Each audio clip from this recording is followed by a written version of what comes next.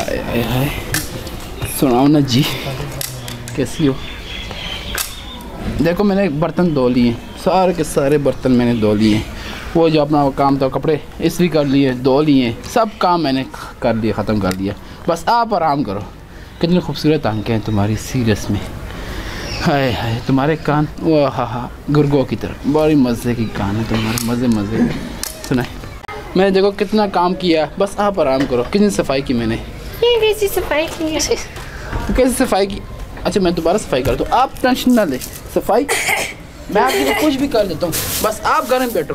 कोई काम देखो, मैं एक मिनट दीजिए। ये पाँव के साथ भी देखो थोड़ा सा। एक तो आपके पाँव भी ऐसे हैं, आए कितने खूबसूरत पाँव हैं।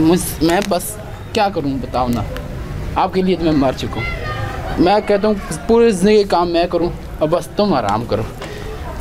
बस मैं यही चाहता हूँ कि सारी ज़िंदगी हम दोनों साथ रहे। ये क्या कर रहा है शम्स? क्यों क्या करूँ?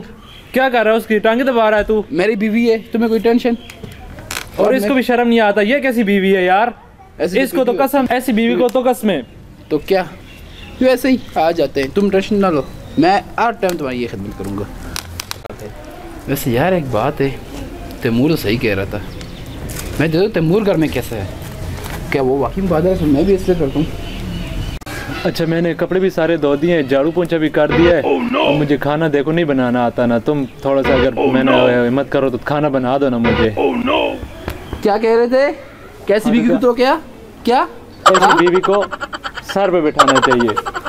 अच्छा।